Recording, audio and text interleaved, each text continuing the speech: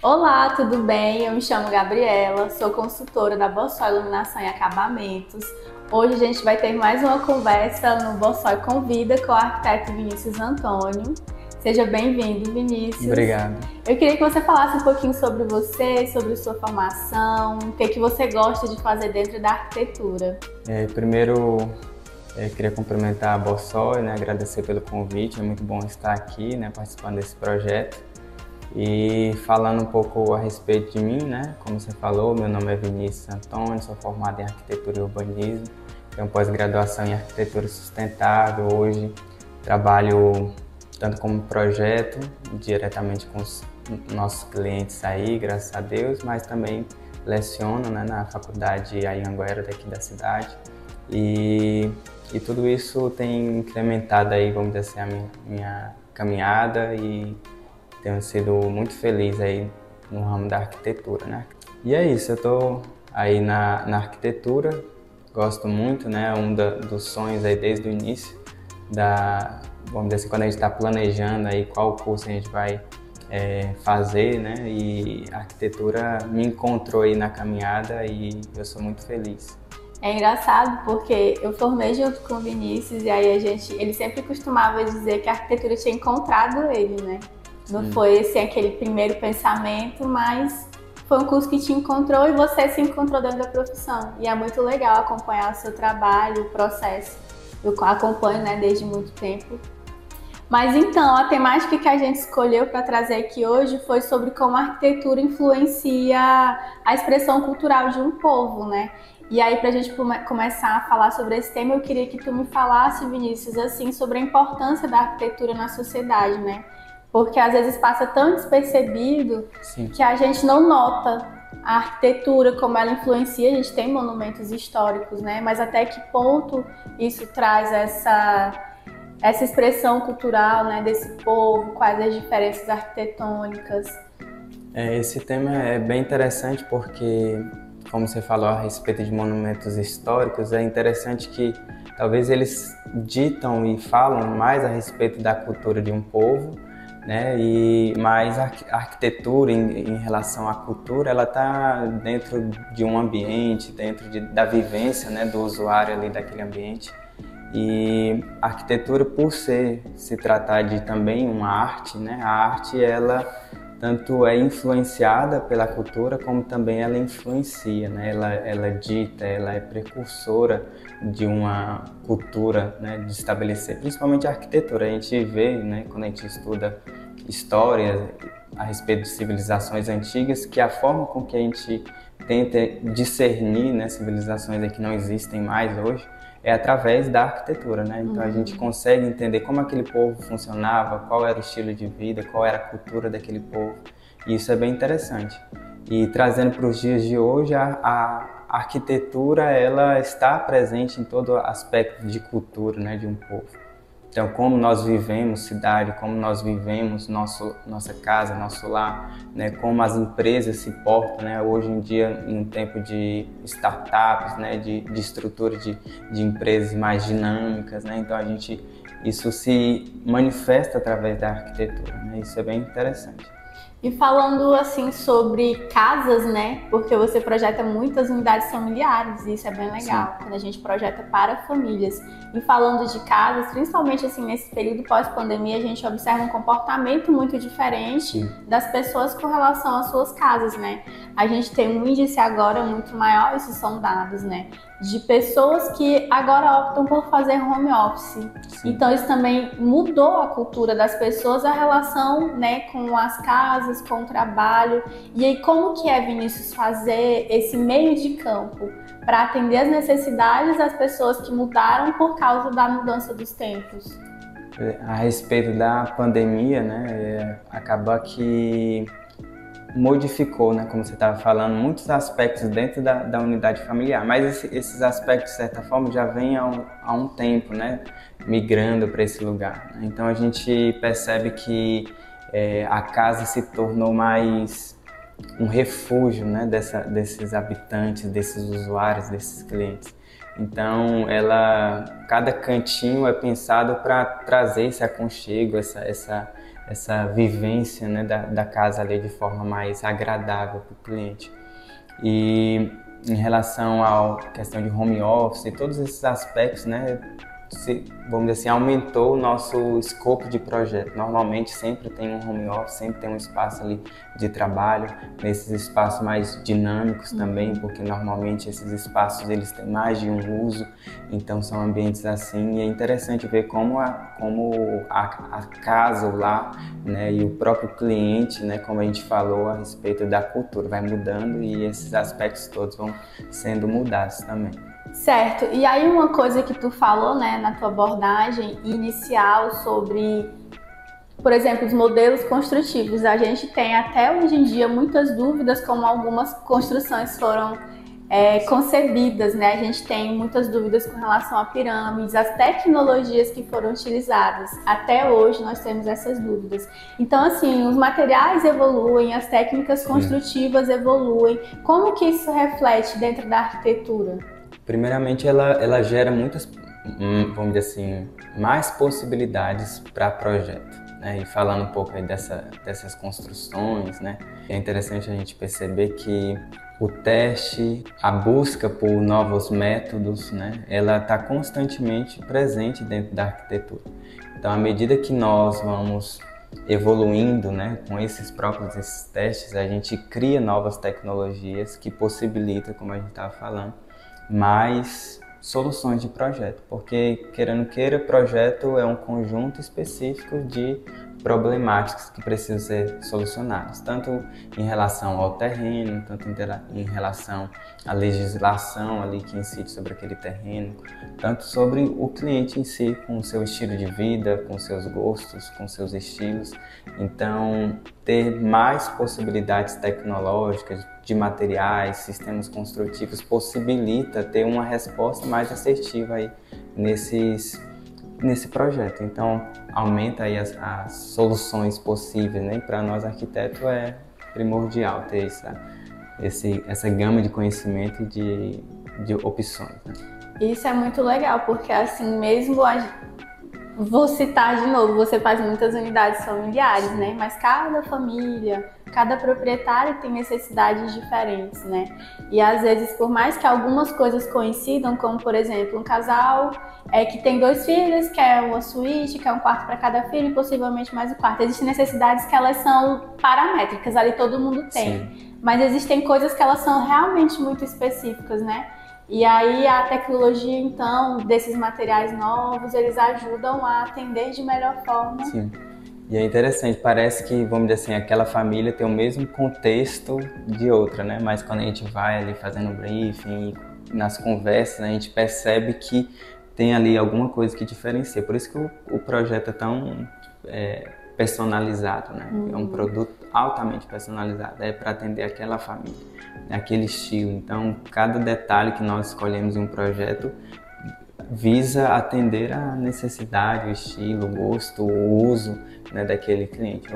Vamos dizer assim, inicialmente a arquitetura ela era sempre muito monumental, né? Então não se preocupava talvez tanto com a funcionalidade dos espaços, né? Mas com o modernismo, né? Revolução industrial e alguns contextos históricos, né? Como a gente estava falando.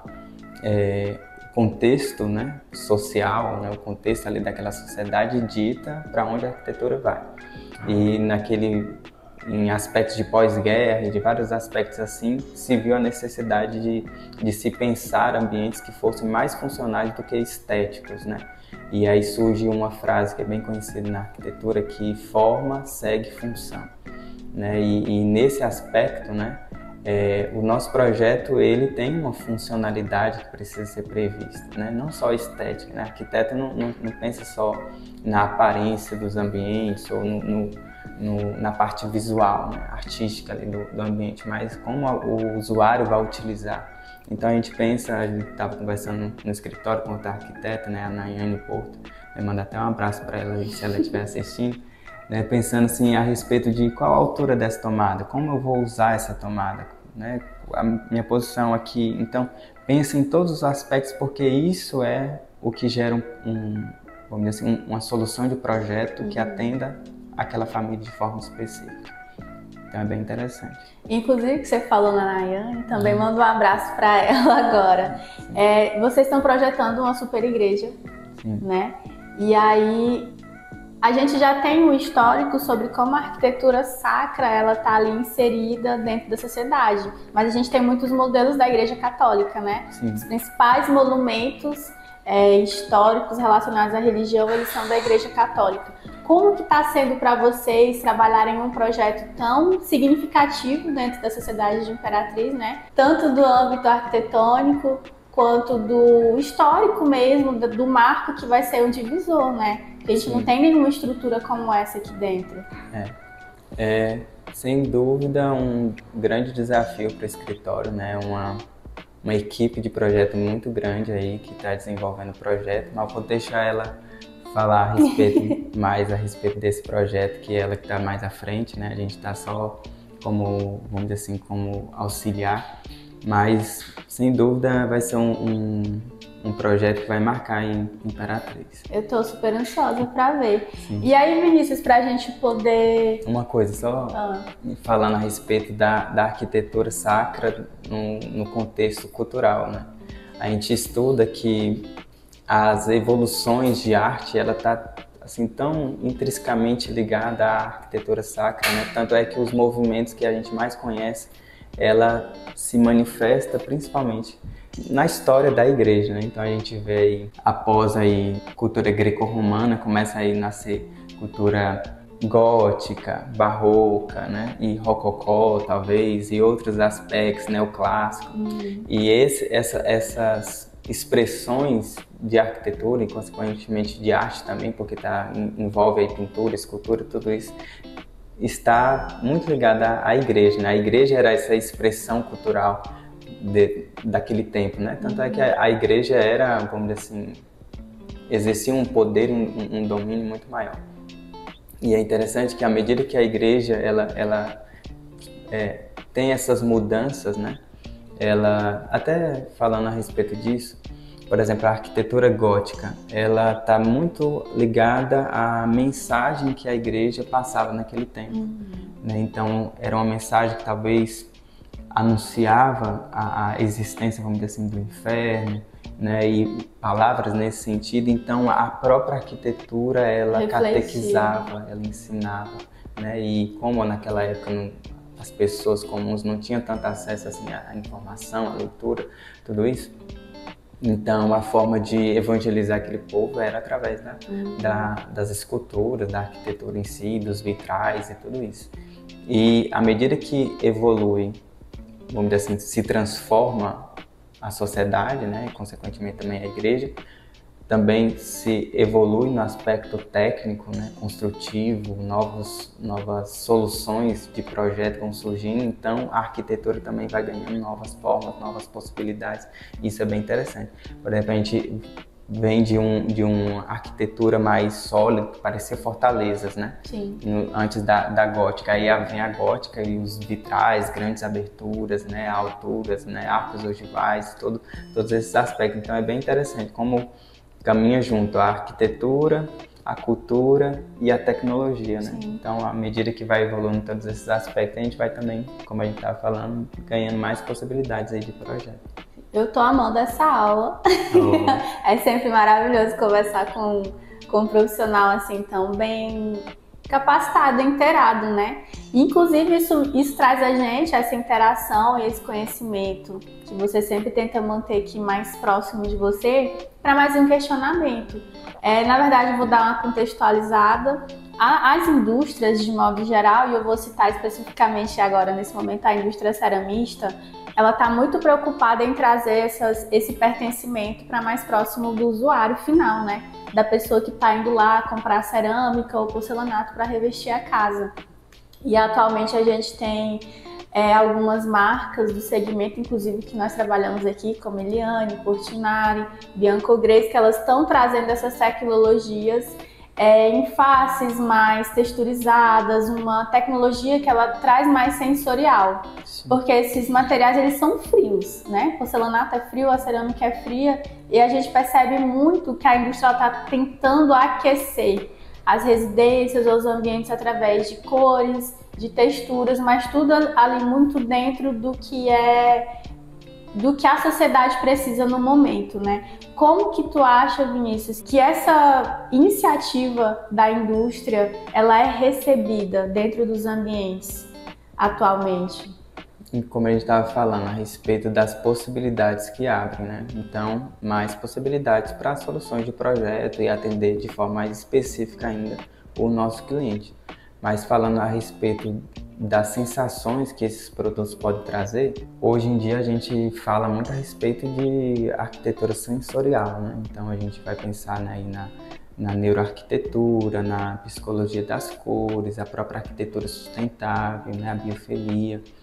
Então, esses tipos de arquitetura diz respeito, né, e apontam para um lugar onde o usuário vai ter uma sensação específica ali. Né? E numa sociedade que nós temos aí talvez tantos problemas, né, tanto na área psicológica e tudo isso, então é importante que se pense um ambiente pensando no usuário e nas sensações que vai produzir. Então, nesse aspecto também a gente pode apontar para as tecnologias, né?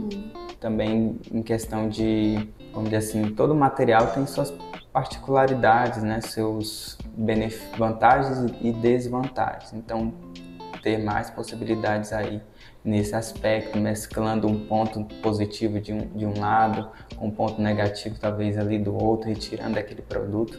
Então a gente consegue ter possibilidades mais assertivas, né? Em questão do porcelanato, por exemplo, são produtos altamente tecnológicos, né? Que, como foi falado, traz textura, traz aparência talvez de uma pedra natural. Cada dia que passa, esses produtos se tornam mais realistas, né? Então, enquanto uma pedra natural, que é muito bela, né? E tem seu lugar, né, no mercado, mas tem suas problemáticas também. Então, uma bancada talvez em uma pedra natural tem que ter um cuidado ali maior, né, uma manutenção maior, e o porcelanato talvez reduz essa manutenção aí drasticamente, né? Então possibilita aí, tem, enfim, inúmeras tecnologias, como a gente estava falando, né? Ela mescla ali um ponto positivo, né, a aparência da pedra, que é algo tão bonito, que traz essa sensação, né, a natureza trazendo aí para dentro dos nossos projetos é muito importante para a área psicológica, né? Mas aí retira esses problemas de manutenção, de manchar e todos esses aspectos. Então é interessante isso, como a tecnologia, pensando numa arquitetura sensorial aí, né, é importante para atender e gerar esses ambientes aí mais aconchegantes, gerando as sensações, né?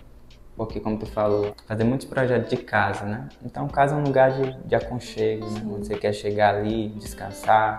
Então, tem muito a ver com iluminação, com a composição ali da decoração, ter ali uma planta, uma decoração assertiva, né? Uma textura ali dos materiais, tudo isso é um conjunto, né? A arquitetura não é tipo, eu vou pegar um porcelanato que ele é muito bonito e colocar na casa toda. De forma aleatória, né? Então eu vou mesclar, vou construir uma história, uma sensação ali, visando atender o meu cliente, visando atender a necessidade, o gosto e aquilo que ele precisa ali que seja gerado.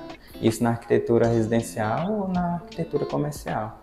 Quero gerar um ambiente ali que gera confiabilidade naquele espaço. Tem materiais, cores, tem iluminação adequada, tem todos esses aspectos que vão apontar para um projeto mais assertivo nesse aspecto de sensações também. E é aí que a gente entra, né? Que a Bossói está aqui para uma gama de produtos. Os produtos, o que o Vinícius precisa, ele, Gabi, inclusive a gente já teve uma troca, né, com relação a isso, que é bem legal. Porque a gente traz possibilidades também. Às vezes a gente tem alguma coisa em mente, não sabe muito bem ao certo, e o consultor se coloca nesse lugar de apresentar os materiais.